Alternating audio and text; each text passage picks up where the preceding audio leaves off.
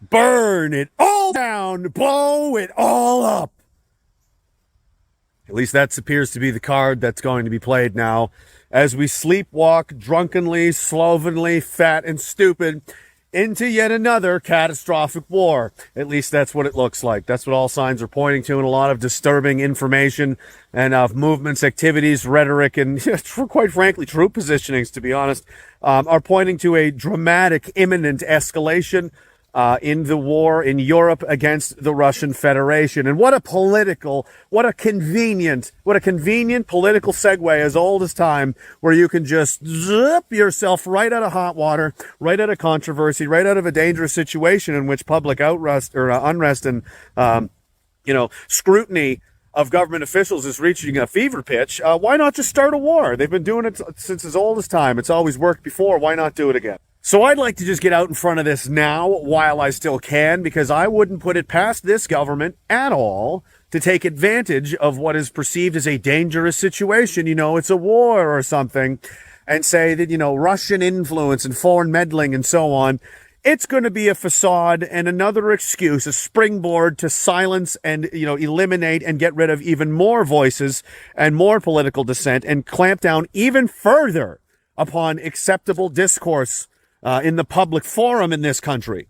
And the only real contribution that we're going to be able to make is filling graveyards and keeping Raytheon's profit margins a little bit higher than they otherwise could be, Lockheed Martin and so on. We don't even have enough troops for a single division.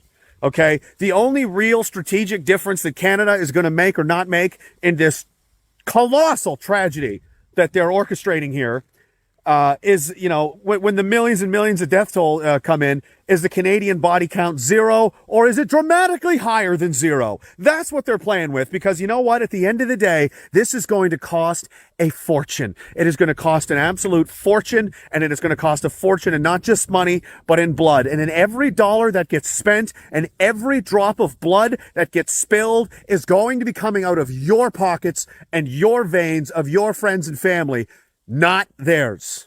And as the supply chains breaks down, more and more, cost of living explodes, hyperinflation comes into play, and everything else that's coming down the line. It's all so lovely and amazing. Maybe they'll blame all of the dead fish and all the burned down farms and all of the missing food. Maybe that's going to be the Russians too.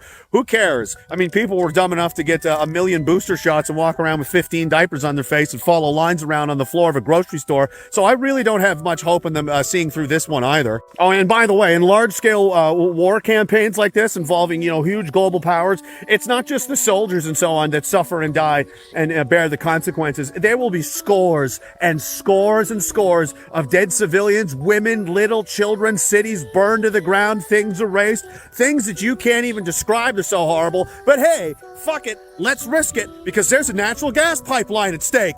Guys, Raytheon, Halliburton, Lockheed Martin, we gotta make that money. We gotta save those people in Ukraine. Yeah, that's the place. Thinking of the past few years, it wasn't the Russians that called me and you unacceptable people.